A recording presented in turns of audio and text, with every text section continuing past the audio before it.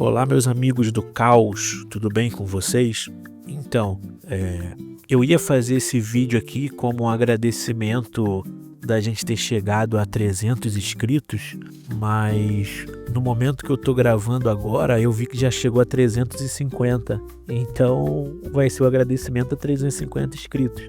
Eu nunca imaginava que ia ter tanto inscrito em tão pouco tempo, né? Eu fiz o canal há, 20 dias e o meu objetivo era simplesmente gravar vídeo e se divertir e tentar encontrar pessoas que curtem esse mundo também, né? Não só de Warhammer, mas de tudo. E eu agradeço muito a todo mundo que sempre está presente aí, que sempre deixa o like, que sempre comenta. Muito obrigado. E hoje a gente vai falar sobre uma coisa que eu tenho certeza que vocês vão gostar muito, que é um período do 40k que é muito importante.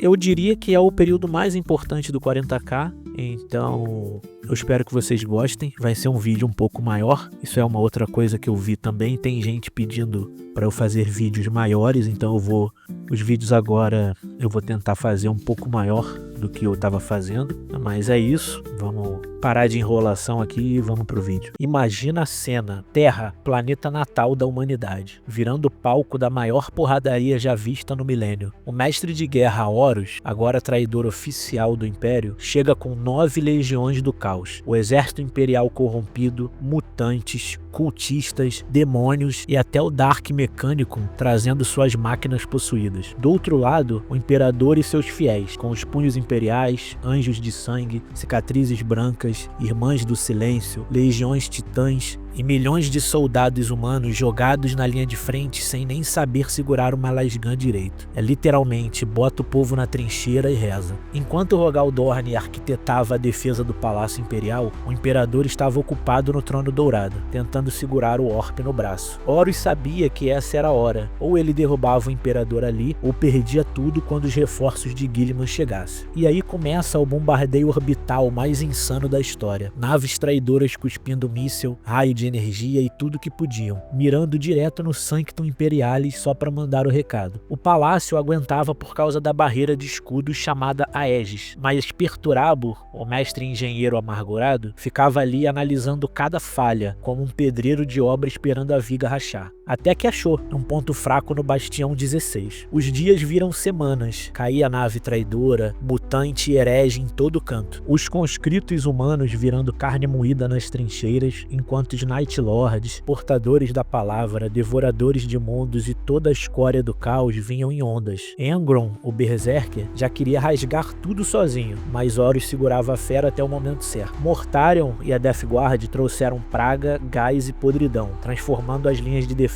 no inferno vivo. Foi aí que Jagatai Khan ignorou a ordem de Dorne e meteu o pé na linha de frente com cicatrizes brancas. O cara rasgou os guardas da morte no meio até ser envenenado, mas ainda assim voltou vivo graças à aura do Imperador. E como se não bastasse, os traidores meteram um ritual herege, chuva de sangue caindo do céu, daimons tentando romper o véu e máquinas demoníacas surgindo dos fornos do mecânico corrompido. Torres de Nurgle brotavam nas muralhas, enquanto os canhões hereges sugavam a energia do Aegis. Foi então que o escudo começou a falhar e as muralhas do palácio sentiram de verdade a fúria do bombardeio, mas os leais não iam cair sem mostrar o dente. Sanguíneos, o anjo dourado, abriu os portões e partiu para o contra-ataque junto com seus anjos de sangue e os titãs da Legio Solaria. Foi sangue, aço e fogo contra as torres pútridas de Nurgle, comprando tempo para salvar a defesa interna. Lá em cima, Haldoron, o primeiro capitão dos Anjos de Sangue, arregaçou o comandante dos Night Lords, Gendor Skyvok, e o jogou da muralha abaixo como lixo. E no meio desse caos, o Engron finalmente cai do céu como um meteorito em pura fúria, o demônio encarnado rasgando aliado e inimigo sem distinção. Ele subiu até a muralha da eternidade para desafiar sanguíneos cara a cara. O anjo olhou para o irmão corrompido e disse que um dia eles lutariam, mas aquele ainda não era o dia. Engron ficou puto de ódio, preso pela influência do Imperador, e a batalha continuou continuava a se arrastar num turbilhão de destruição. Mesmo com a terra pegando fogo em todos os cantos, o Palácio Imperial ainda resistia como uma muralha viva contra o apocalipse. Cada ataque dos traidores batia e quebrava, sem conseguir atravessar de vez. O escudo psíquico do Imperador, mesmo enfraquecido, mantinha os Daimon Primarcas longe da muralha. Mas Horus não estava de brincadeira. Ele e o Magnus começaram a bombardear o Imperador com ataques psíquicos brutais. Magnus chegou a usar o próprio Shaitan, um demônio Gestalt, como arma mental contra o pai da humanidade. Enquanto isso, cada primarca traidor atacava de um lado. Mortarion envenenou as trincheiras perto do portão saturnino, transformando o glorioso arco palatino num charco fétido, batizado de Poxville. Engron urrava contra o portão de Hélio, rasgando tudo que via, mas impotente contra o escudo do Imperador. E os filhos do Imperador, em vez de lutar, já largavam a linha de frente para sequestrar prisioneiros, que seriam entregues às perversões de Fulgrim. Magnus, ninguém sabia onde ele estava, nem Malcador conseguia prever as intenções do mago dos Thousand Suns. Foi aí que Horus entregou a chave do próximo ataque para Perturabo, o mestre de cerco. Perturabo mirou no espaço-porto do Porto do Leão, o ponto mais fraco e, ao mesmo tempo, mais forte da defesa. Se caísse, os traidores podiam desembarcar titãs direto no coração da guerra. O problema é que lá dentro havia 18.000 punhos imperiais e quase 800.000 soldados humanos, todos sob o comando de Fafnir. Só que Perturabo não se importava. Ele reuniu um arsenal de guerra absurdo, 25.000 guerreiros de ferro, milhares de devoradores de mundos, mais de 2.000 basiliscos,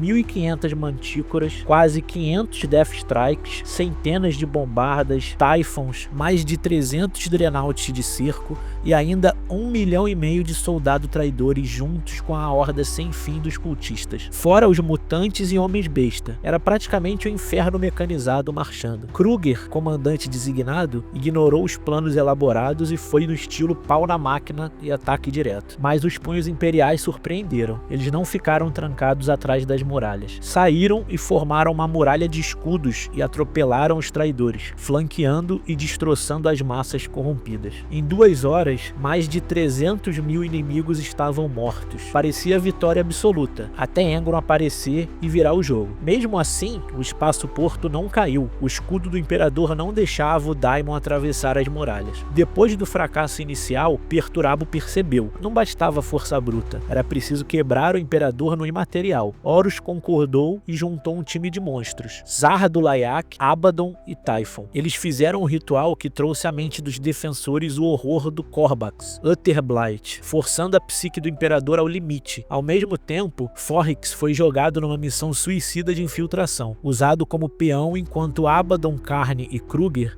lideravam um assalto colossal nas plataformas superiores do espaço-porto. A luta virou um massacre. Fafnir foi ferido por Kruger, mas salvo na hora certa por Sigismund, que liderou um contra-ataque feroz. Ali, Sigismund e Karn se encontraram, 2 monstros no duelo. Sigismund era superior em habilidade, mas Karn agora estava envenenado pela bênção de Khorne. Cada golpe dele era praticamente um terremoto. Sigismund quase caiu, mas foi salvo pela chegada de Rogal Dorn em pessoa. O Primarca esmagou Karn como quem espanta um inseto. Abaddon entrou para salvar o Devorador de Mundos e Layak interveio, conjurando feitiçaria contra Dorn. O maldito foi morto, mas antes abriu um portal no Orp e por ele os primeiros demônios pisaram em terra. O espaço-porto caiu. Dorn ordenou retirada, mas sem se abalar. Perturabo chegou, supervisionou o desembarque dos primeiros titãs da Legio Furians e tomou a primeira muralha. Mas o preço foi alto, e o caminho até o Sanctum Imperialis ainda era longo.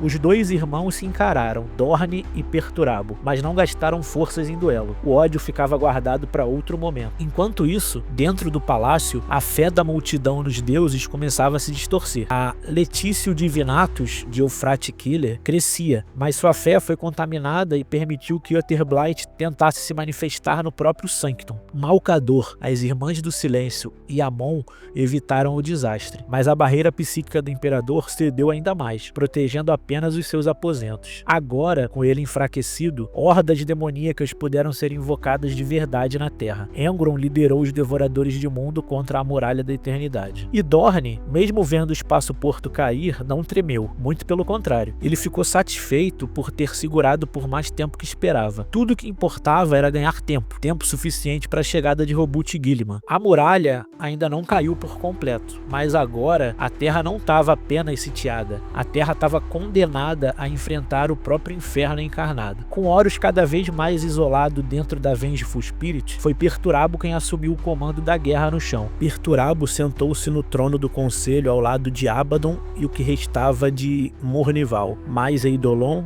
Typhus, Anrima e os engenheiros infernais do Dark Mecânico. E aí, os traidores largaram o que tinham de mais pesado, armas de destruição em massa. O Magnífica, metade nordeste da gigantesca mega estrutura do palácio, foi simplesmente varrido do mapa. Explosões nucleares, químicas, até as pedras arrancadas foram catapultadas de volta contra os defensores. Era tanto impacto que uma nuvem de cinzas engoliu Terra inteira, mergulhando o planeta numa noite eterna. Perturabo destruiu até as áreas que já estavam nas mãos dele, só para não dar aos legalistas a chance de usar as ruínas como cobertura. Era o cerco na forma mais cruel, negar até os escombros ao inimigo. Com o espaço-porto do Portão do Leão já perdido, a situação dos fiéis virou desespero. 4 frentes cruciais estavam prestes a cair: o Portão Colosse, o Portão Saturnino, o Gorgon Bar e o espaço-porto da Muralha da Eternidade. Rogal Dorn só tinha tropas para segurar 3 e alguém a ser deixado para morrer. Ele escolheu abandonar a Muralha da Eternidade. Sabia que Perturabo queria forçar a falha no Saturnino e resolveu armar uma emboscada. No Gorgon Bar, Sanguíneos e Fafnir seguraram a linha contra ondas de Iron Warriors. O Anjo Dourado mostrou por que era uma lenda. Ele subiu num Warlord Titan da Legio Vulpa e enfiou a lança de Telesto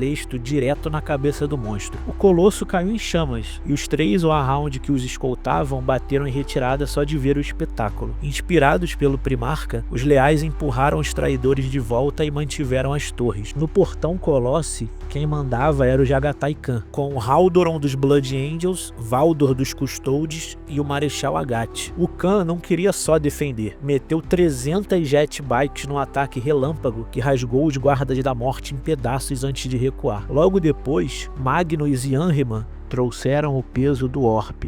Um ataque psíquico devastador, seguido por demônios gigantes, criaturas do tamanho de Warhounds, mas os Xamã White Scars, liderado por Narambatar, invocam tempestades psíquicas que seguram o avanço. Foi ali que Perturabo apostou tudo. Ele deu carta branca para Abaddon liderar o ataque. 3 máquinas de cerco Donjon esmagaram as muralhas, e atrás delas vinham 100.000 filhos do Imperador, com o próprio Fulgrim à frente, sedento de sangue. Abaddon mergulhou pelos túneis subterrâneos junto com Aximand, Kibre e Tormageddon, levando Justairim, Rivers e 2 companhias inteiras. O plano era explorar a rachadura no solo, mas Dorne estava pronto. Loken e Garro lideraram equipes de extermínio escondidas, emboscando os traidores assim que emergiam. A falha foi selada com um agente de secagem instantânea, enterrando vivos centenas de hereges, incluindo toda a 25ª Companhia. O massacre foi absoluto. Aximand,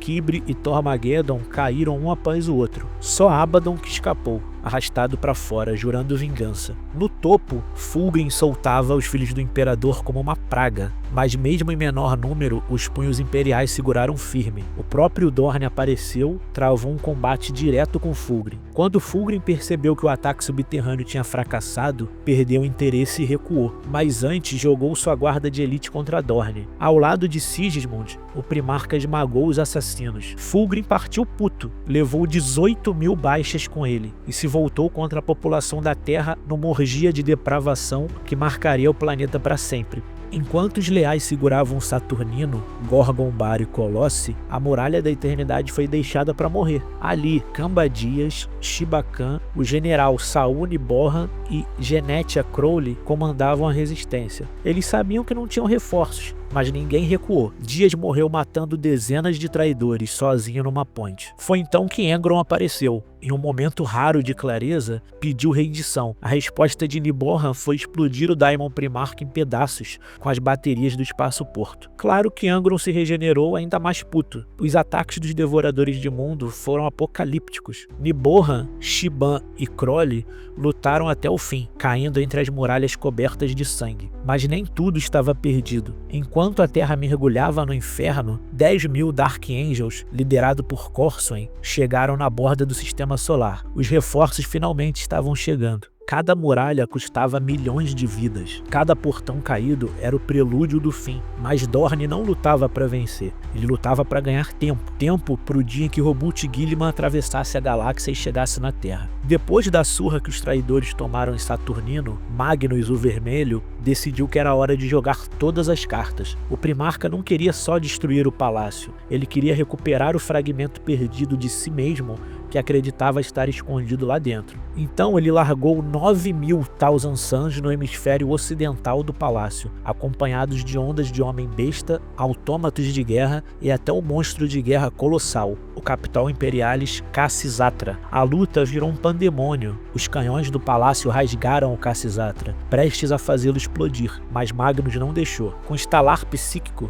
congelou o titã de metal dentro de uma bolha de estase. E aí, como se fosse um brinquedo, o arremessou contra a muralha. Quando soltou a estase, o impacto virou uma explosão equivalente a 12 ogivas nucleares, e uma brecha colossal se abriu no palácio. Ahriman, com 200 dos melhores Thousand Suns, liderou a investida pela fenda. Parecia o fim, mas os defensores resistiram. Os hereges foram repelidos e todos acharam que era só mais um ataque. Mas na real, aquilo tudo era um teatro de sangue. Enquanto o mundo se concentrava na brecha, Magnus e seu círculo interno, Ahriman, Amon, Menkaura e Atrahasis, já tinham se infiltrado no coração do palácio. Passaram pelo grande observatório, cruzaram o enigmático salão de Leng e foi ali, em um lago subterrâneo, que Magnus explodiu em fúria. Ao ouvir que o fragmento perdido de sua alma estava fora de alcance, ele descarregou seu ódio em Malcador, aparentemente matando o braço direito do imperador. O próximo passo foi direto para o calabouço imperial, diante do trono dourado. O imperador não levantou a mão de imediato. Ele ofereceu perdão, chamou Magnus de volta para o lado da humanidade. Mas havia um preço. Os 1000 filhos seriam condenados à extinção, vítimas das mutações que já os devoravam. Magnus recusou. Ele não podia abandonar os seus filhos, e com isso tentou matar o próprio pai. Mas o que se reergueu contra ele foi Vulcan, o Primarca imortal. O duelo foi brutal, 2 deuses em carne e ferro, esmagando o palácio com cada golpe. Magnus, com seu poder descomunal, parecia invencível, mas o sacrifício do guerreiro Igengargo deu uma brecha que Vulcan precisava. Ferido, quebrado, Magnus hesitou, e foi aí que ele caiu de vez. Recusando redenção, entregou-se por completo ao caos. No último instante, foi banido junto com seus 1000 filhos, expulso das muralhas pelo poder dos guardiões anti-Daimon que protegiam o palácio. Magnus saiu dali não mais como um filho perdido, mas como um servo definitivo de Horus e do caos. Enquanto o vermelho se rendia ao destino, Malcador, dado como morto, foi trazido de volta à vida por um sacrifício silencioso. A Lívia Soreca deu a própria existência para devolver o regente ao campo de batalha. A partir dali, não havia mais dúvida. Magnus tinha escolhido o lado da ruína. Terra não enfrentava apenas exércitos, enfrentava deuses em guerra. No 27º dia de Quintus, o cerco da Terra já tinha virado um inferno sem volta. Horus controlava os espaçoportos do Portão do Leão e da Muralha da Eternidade, o suficiente para desembarcar sua reserva final, a Legio Mortis, os Titãs da Cabeça da Morte. Eram máquinas tão colossais e corrompidas que cada passo delas era um terremoto. Só que nem todo traidor estava feliz. Perturabo, o engenheiro supremo do caos, estava no limite da sua paciência. Seus irmãos deixaram de comandar legiões e passaram a arrastar exércitos cheios de daimons, máquinas vivas e cultistas ensandecidos. O cerco, que começou como guerra de primarca contra primarca, tinha virado uma carnificina caótica sem disciplina, e quando Horus ordenou que ele dissolvesse seus Iron Warriors para espalhá-los entre outras forças, o Senhor do Ferro quebrou.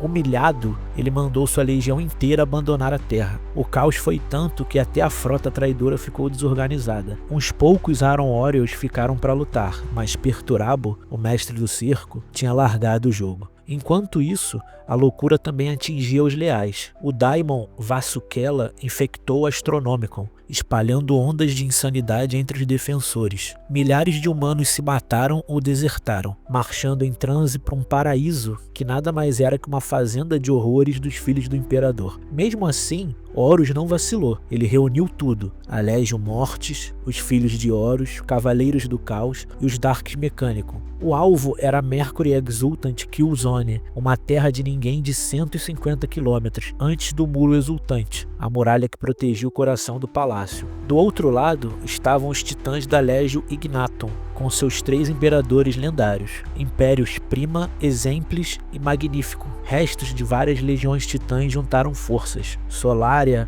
Grifônicos, Defensor, Átaros, Amarante, Invigilata, casas de cavaleiros, o exército imperial, os Secutari, até a enigmática Ordo Sinistra entrou, trazendo um Psy Titã sinistro para lutar. O embate foi apocalíptico. Os traidores abriram a luta mandando titãs mortos ressuscitados por feitiçaria, como se fossem zumbis de metal, absorvendo fogo enquanto a Legion Mortis e as hordas de máquinas demoníacas avançavam atrás. Na frente vinha o Dais Irai, cercado por 7 senhores da guerra como guarda pessoal. O chão tremeu, os céus se partiram, cada impacto era o fim do mundo em miniatura. E apesar da resistência heróica da Ignatum, o peso dos números, o bombardeio orbital e a corrupção que comia as tripulações mortais abriram caminho para os traidores. A Legio Ignatum foi aniquilada, os titãs leais tombaram em silêncio, e o Muro Exultante estava exposto. O ataque não parou. A Legion Mortis avançou junto com os Devoradores de Mundos,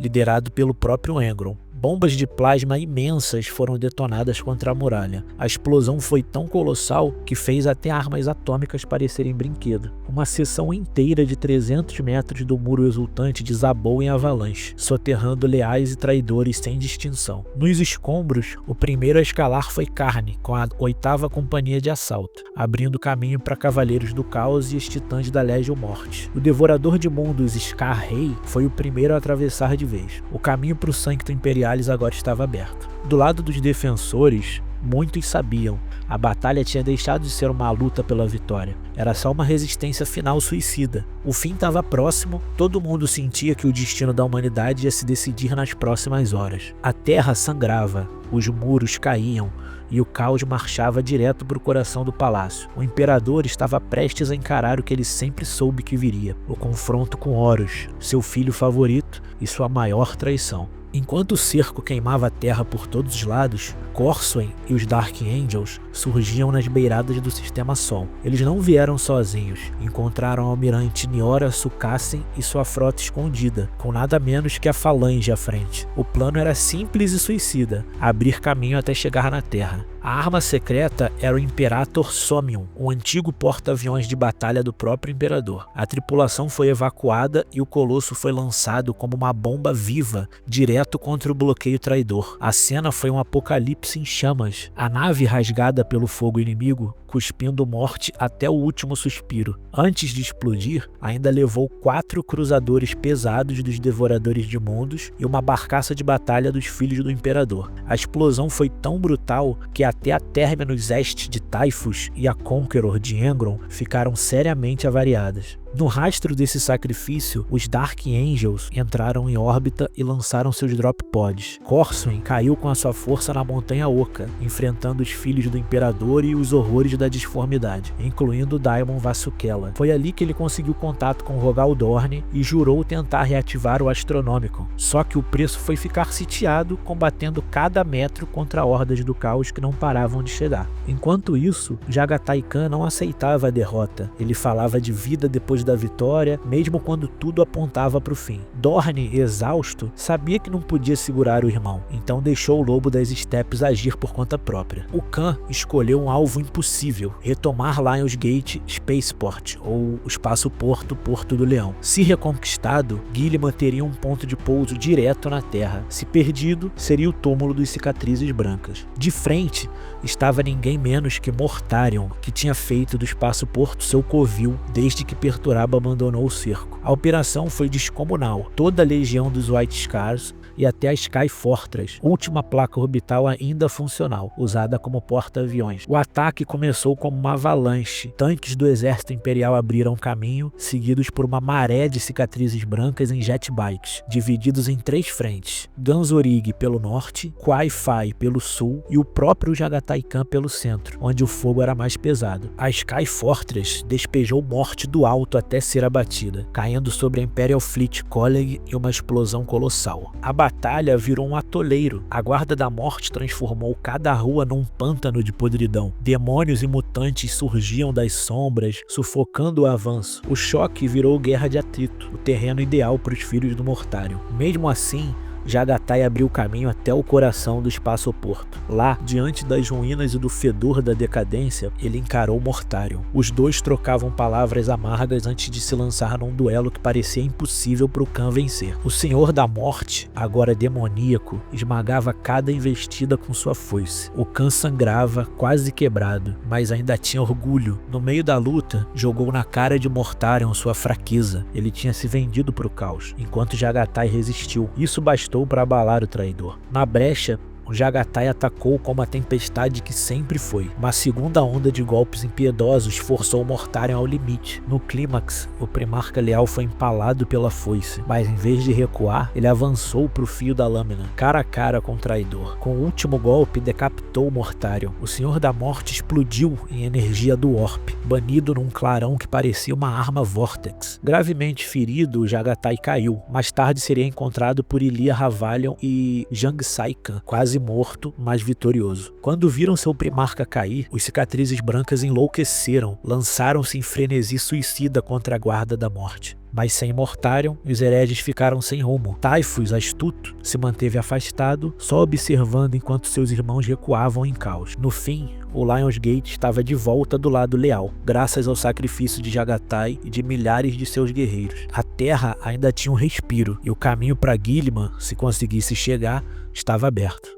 Pode ter sido um heroísmo desesperado ou um suicídio planejado, mas o espírito do Jagatai de morrer em pé como uma tempestade indomável rasgou até o próprio destino. Mesmo depois de retomarem o espaço-porto de Lionsgate, a maré do caos não parava. A Legion Mortis tinha aberto brechas na Muralha Suprema e os traidores já despejavam hordas dentro do palácio interior. Até o bastião Babi, centro de comando de Rogaldorn, estava sitiado. A guerra já não era mais uma batalha organizada, era uma horda de Astartes corrompidos, mutantes, homens-besta, demônios e titãs, varrendo tudo no caminho. O escudo psíquico do Imperador estava no limite, atacado sem descanso pelo espectro corrompido de Magnus, que percorria a via da eternidade tentando romper a barreira. Para detê-lo, o Imperador enviou Vulcan, que marchou sozinho pela Webway, em busca de matar o Rei Carmesim de uma vez por todas. No chão, Horus quebrou seu silêncio. Pela primeira vez em semanas, sua voz ecoou nos Vox traidores com uma única ordem: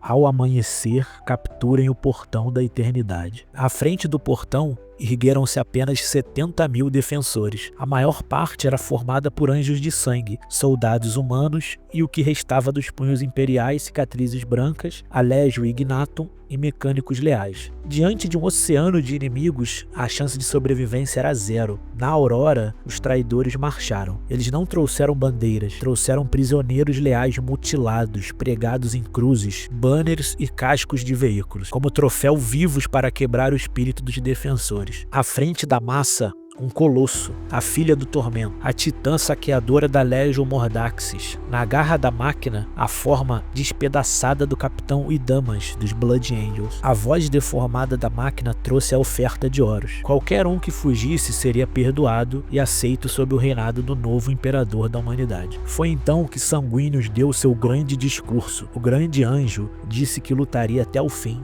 mas que cada soldado leal era livre para escolher o seu próprio caminho. Nenhum soldado partiu, todos ficaram junto ao grande anjo, e quando a filha do tormento avançou, Sanguíneo subiu aos céus como um raio dourado e decapitou a titã diante de toda a legião inimiga. O ataque começou, as muralhas cuspiram fogo e os primeiros milhões de traidores foram dizimados, mas em ondas infinitas continuavam chegando. Um titã senhor da guerra corrompido por Khorne enganchou-se nas muralhas e vomitou devoradores de mundo direto sobre os defensores. O campo virou uma carnificina total de combate corpo a corpo. Foi aí que ele surgiu, Kabanda, o mesmo devorador de almas que já tinha jurado vingança desde Signos. Ele prometeu matar 500 anjos de sangue na frente de Sanguíneos e quase conseguiu, até que o próprio Primarca o interceptou. No céu, o anjo e o demônio travaram um duelo brutal. No fim, Sanguíneos quebrou Kabanda na espada e o monstro foi devorado pelos próprios Daimons menores. Mas não havia tempo para comemorar.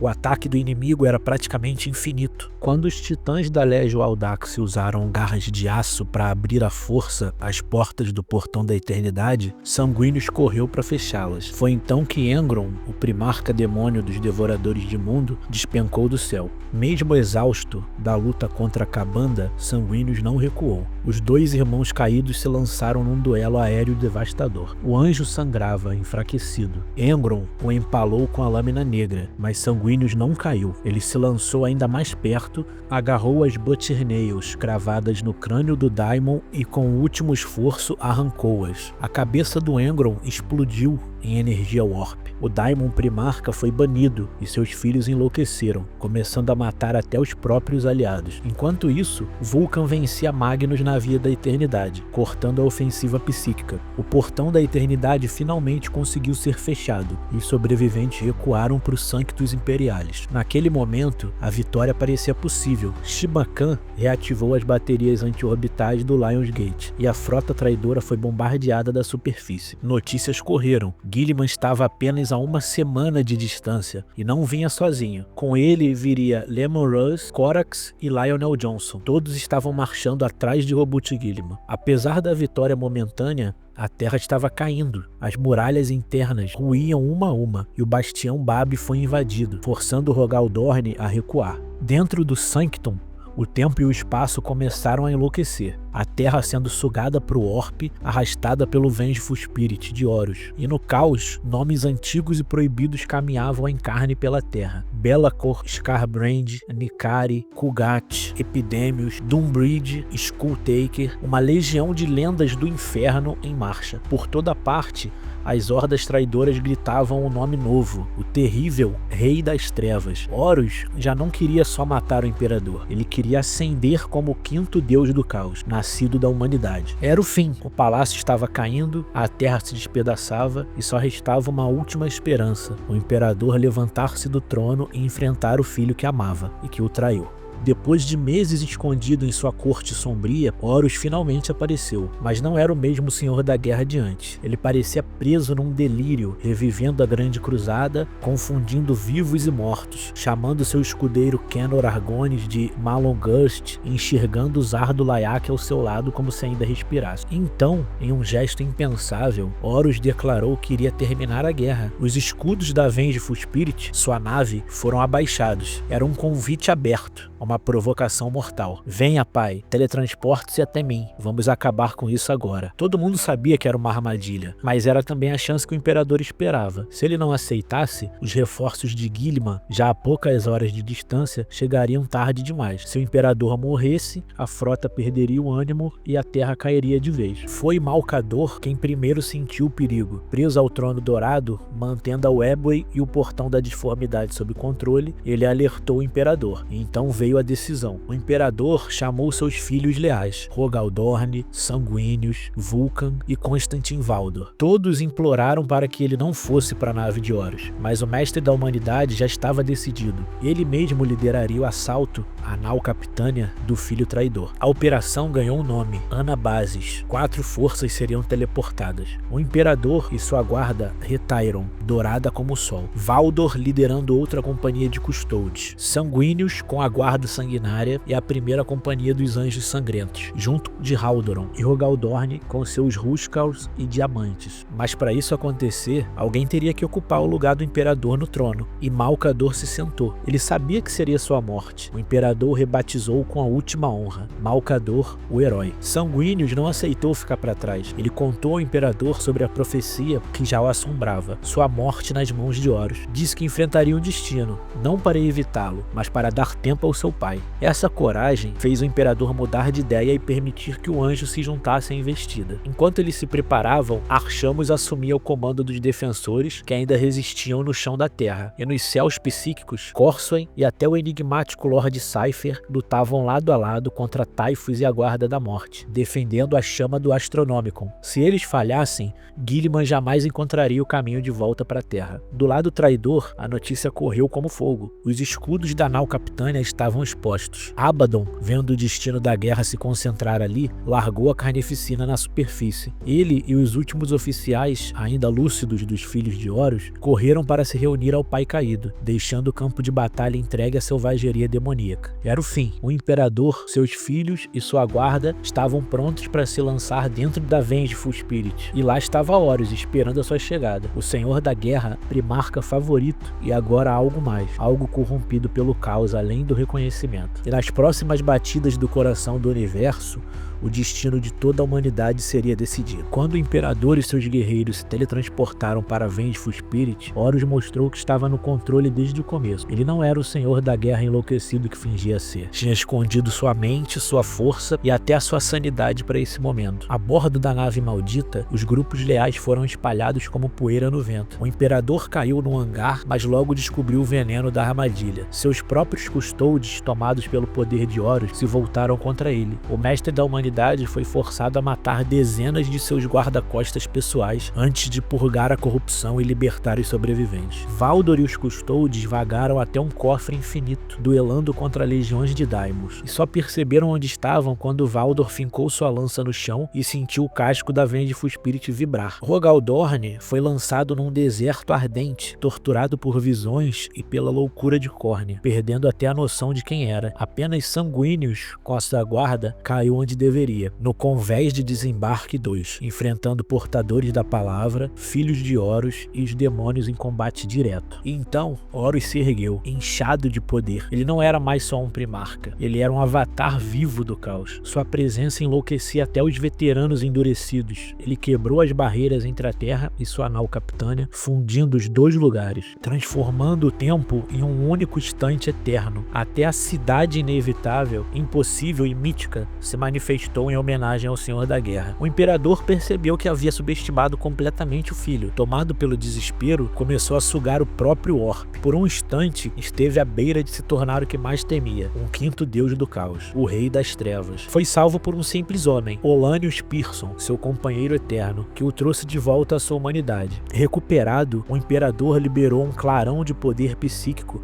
que purgou parte da loucura em terra e até libertou Rogal Dorn de sua prisão. Enquanto isso, Horus aguardava. Ele deliberadamente deixou os Sanguíneos alcançá-lo na grotesca corte de Lupercal. O plano era simples: corromper o anjo, torná-lo um campeão do caos e juntos esmagariam o imperador, mas Sanguíneos recusou. Ferido, exausto, mas indomável, ele atacou Horus com tudo que tinha. O Senhor da Guerra, ainda controlando seus poderes, duelava apenas no braço, tentando quebrar o espírito do irmão para convencê-lo a se juntar ao caos. Mas o grande anjo resistiu, lutou com tanta fúria que chegou a ferir Horus, arrancando dele não só sangue, mas raiva. Frustrado, Horus liberou sua verdadeira força, elevou-se à 8ª dimensão, agarrou os Sanguíneos no ar e os esmagou contra o chão. Com a garra, o empalou várias vezes, diante do crânio de ferros manos, como um troféu macabro. Horus suspirou, decepcionado, e quando o corpo do grande anjo caiu, os Daimons o ergueram em zombaria, pendurado como um estandarte. Naquele instante, os anjos de sangue sentiram a morte do seu primarca. A fúria negra explodiu em cada um deles. Eles se tornaram animais, devastando traidores e leais em fúria cega. Enquanto isso, o Astronomicon ainda ardia em perigo. Typhus liderava a Guarda da Morte num último ataque contra Corsoen, Zahariel e até o mesmo Sigismund e Euphrate Killer, defendendo milhões de refugiados aterrorizados. Erebus e Abaddon enfrentavam Valdor e Dorn em outro setor da nave. No meio do caos, Actai transmitiu uma mensagem que ecoou pela alma de cada sobrevivente. Ao comando do pretoriano, peguem suas armas e avancem. O imperador está sozinho, na hora de maior perigo. Peguem suas armas e venham ao seu auxílio. Protejam-no como ele os protege. Vocês são o escudo da humanidade. Levantem-se juntos e permaneçam como um só. Fiquem ao seu lado agora, ou tudo estará perdido. A terra deve perdurar. O império deve resistir. existir e Horus deve cair. O imperador deve viver. Foi o suficiente. Milhões de mortais sacrificaram suas vidas em êxtase, reacendendo o farol do Astronomicon. Pela primeira vez em anos, sua chama brilhou, e nas profundezas do vazio, a frota de Guilliman viu a Terra. Mais de 3.200 naves vinham atravessando o espaço e a apenas algumas horas de distância. Tudo agora convergia para um único momento. Sanguíneos estava morto, Horus havia mostrado sua verdadeira forma, e o imperador marchava sozinho para enfrentar o filho que tanto amava e que havia se tornado o maior monstro da galáxia. O imperador entrou na corte de Lupercal e ao lado dele, Caecautus Dusk, Garviel Lorkhan e Leto. O que viram primeiro foi a cena que congelaria qualquer coração: o corpo do grande anjo Sanguíneos pendurado e mutilado como um troféu. O mestre da humanidade não chorou, não tremeu, apenas ordenou que o corpo fosse retirado, como se não desse aos deuses do caos a satisfação de ver sua dor. Enquanto Horus o provocava, o imperador não respondeu. Olhou além, para os 4 que observavam a batalha, e disse: "Vocês mataram meu filho." Horus entendeu, não era só Sanguíneos, ele também já estava morto aos olhos do pai. Frustrado por ser ignorado, o Senhor da Guerra disparou sua garra. O duelo que definiria o destino da galáxia tinha acabado de começar. O imperador e Horus se enfrentaram em todas as camadas da realidade. Cada golpe os arrastava para um cenário diferente: Citônia, Terra, Ulanor, Gorro e até a futura Cádia. Era como se toda a história, passado e futuro, fosse apenas a arena de sua guerra. O combate atravessou memórias, visões e símbolos. O duelo se manifestou como um jogo do destino, um tabuleiro cósmico. O imperador lançou sua carta final, a morte, mas Horus respondeu com a única carta que ele poderia ter: o traidor.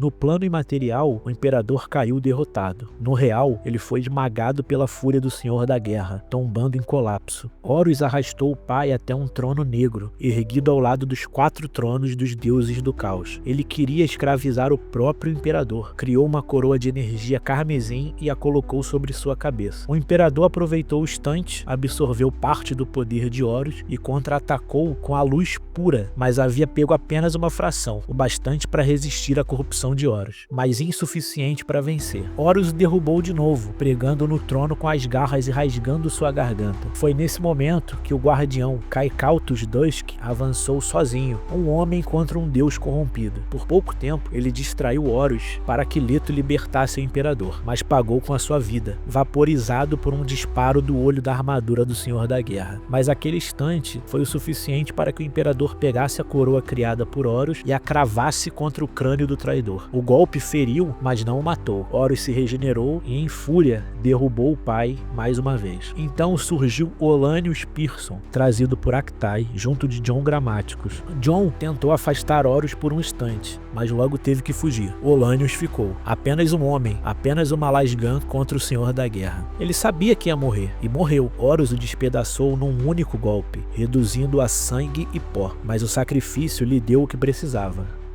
tempo para o imperador se reerguer novamente. Garviel Lorkhan encarou o antigo irmão e falou: "Prove que você não é um escravo do caos. Lute comigo como um primarca, não como um fantoche." Talvez por arrogância, ou talvez por vaidade, Horus aceitou. Ele abandonou por um instante os poderes do Orbe para acabar com o pai como um mero guerreiro, mas foi enganado. O imperador e Lorkhan diante dele eram ilusões. O verdadeiro imperador surgiu e lançou seu último ataque. O combate virou brutalidade pura.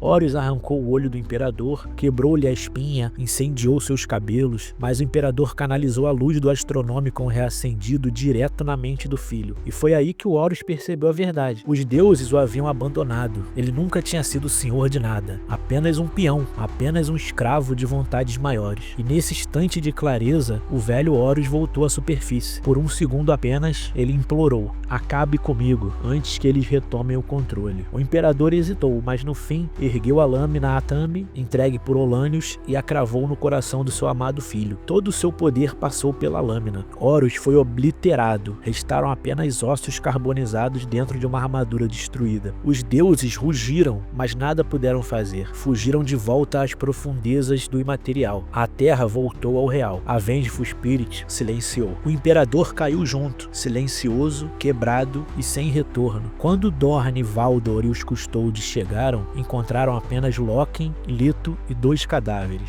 Horus e o mestre da humanidade. O imperador foi levado de volta ao trono dourado, onde permanece há 10.000 anos, em um silêncio eterno. Com Horus morto, os Daimons foram varridos da terra. A frota de Guilliman chegou, trazendo vingança e reforços. Os traidores, sem seu senhor da guerra, se despedaçaram em desordem. Abaddon reuniu alguns restos dos filhos de Horus e fugiu. Outros morreram, outros se perderam no Orbe. O Império, totalmente devastado, sobreviveu, mas o preço foi terrível. O imperador preso ao trono para sempre, um filho amado destruído e uma galáxia para reconstruir mundo a mundo, no que ficaria conhecido como a Grande Expurgação. Bom, esse foi um grande resumo sobre o Cerco da Terra. Eu espero que vocês tenham gostado. Não se esqueçam de curtir, compartilhar e comentar. E valeu, até a próxima.